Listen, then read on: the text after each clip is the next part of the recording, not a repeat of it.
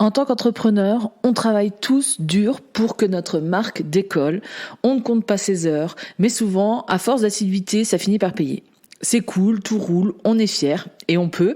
Du travail accompli, mais soudain, sans prévenir, une crise de réputation te tombe dessus. Qu'est-ce que c'est exactement ? Et surtout, comment l'appréhender et réagir face à ce raz-de-marée qui peut littéralement tuer ta marque ? Une mauvaise critique, un bad buzz, un produit défectueux ou encore une action mal interprétée, ça va vite, très très vite. Alors, si tu souhaites connaître les astuces pour pallier à ce cauchemar en ligne, écoute la suite.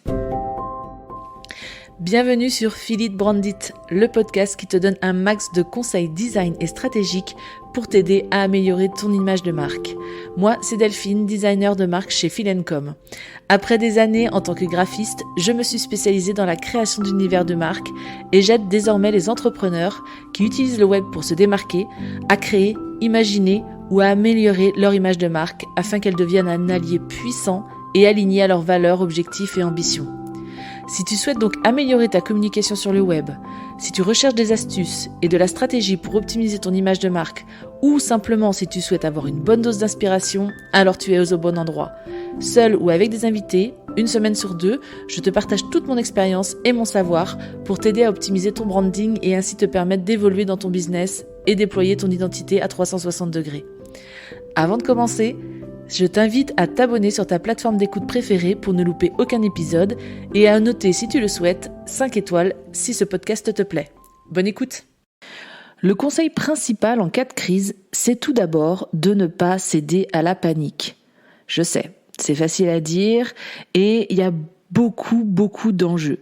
Mais respire et dis-toi que ça peut arriver déjà à n'importe qui et même au plus grand.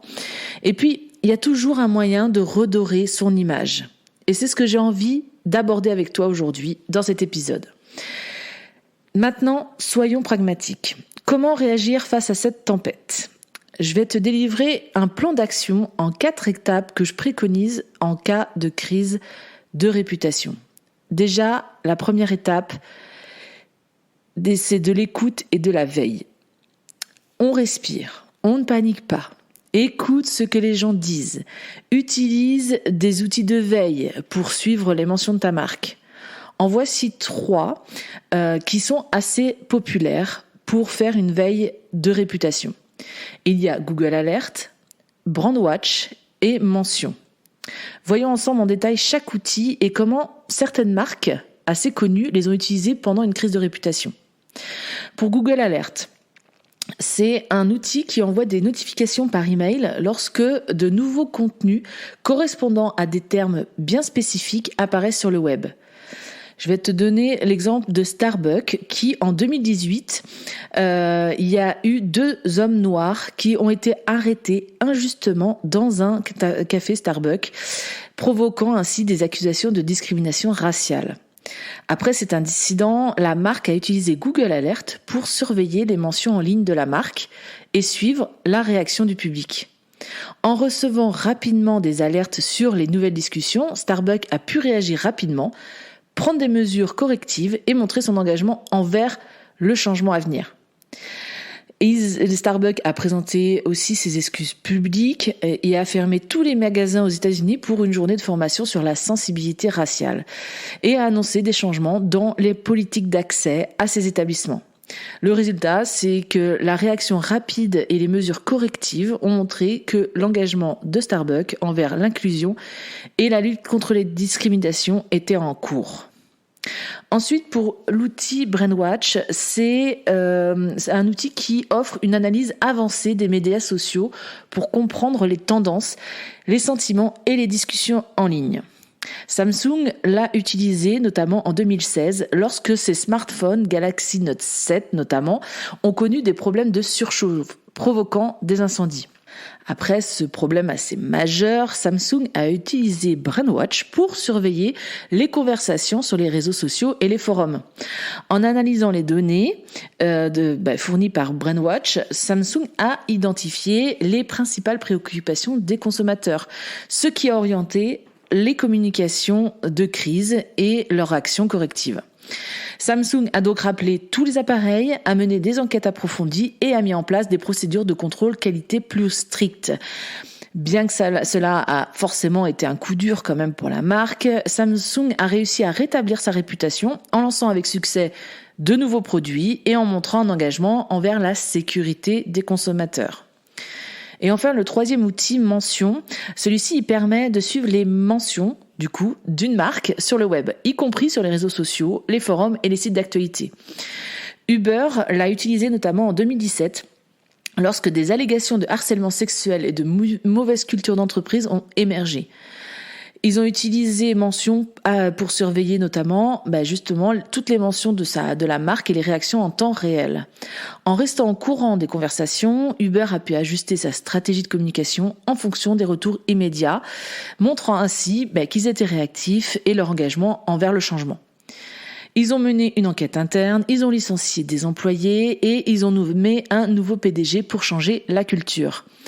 Toutes ces réformes internes et le changement de direction ont contribué à restaurer la réputation d'Uber, montrant qu'une réelle volonté de changement peut avoir un impact positif. Ces outils, en fait, ont permis à toutes ces marques et peuvent te permettre toi, de rester informé, de comprendre surtout les préoccupations de ton public et de réagir rapidement pour atténuer les crises de réputation. La veille en temps réel est essentielle pour une gestion proactive de ta réputation en ligne. La deuxième étape, c'est de répondre rapidement et honnêtement. Ne laisse surtout pas les choses s'aggraver. Ne fais pas la politique de l'autruche. Réponds rapidement, mais surtout, sois honnête. Les gens apprécient la transparence.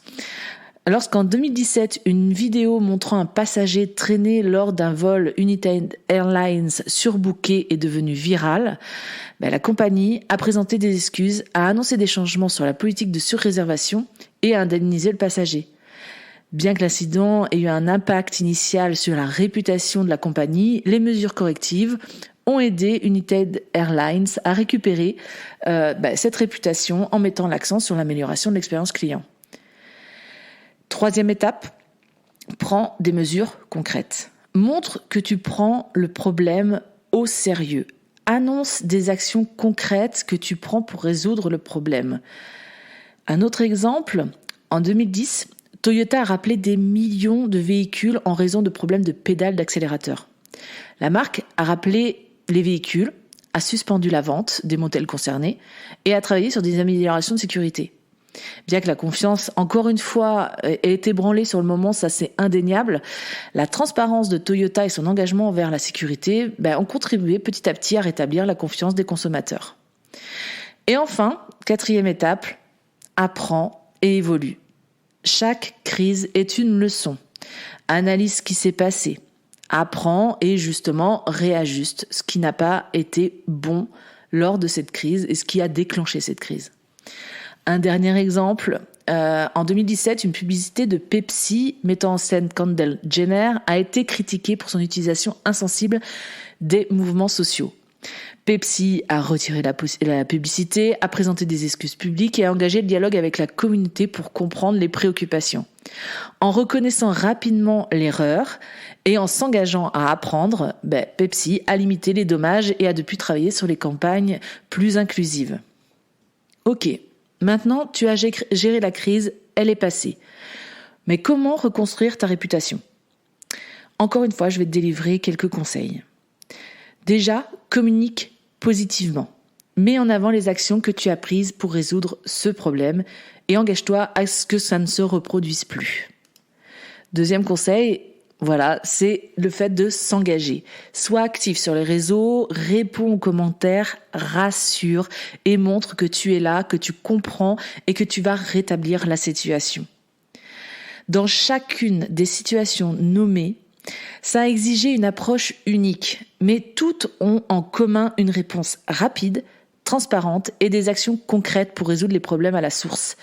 La leçon à retenir, c'est que la gestion de crise peut être une opportunité de renforcer la confiance des clients lorsque les entreprises agissent de manière responsable. On fait tous des erreurs et les entreprises sont à la même enseigne que n'importe quel humain. C'est ok de faire des erreurs et de subir une crise réputationnelle.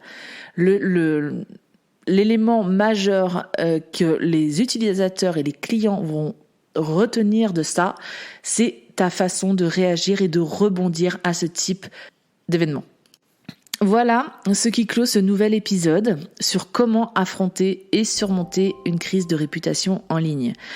J'espère qu'il t'a plu et surtout qu'il t'aura donné quelques clés pour réagir en cas de crise. N'oublie pas, chaque challenge est une opportunité de grandir. Bien sûr, si tu as des questions ou des expériences à partager, n'hésite pas à les déposer en commentaire de ce podcast. On se retrouve dans 15 jours pour un nouvel épisode. D'ici là, je te souhaite une bonne journée.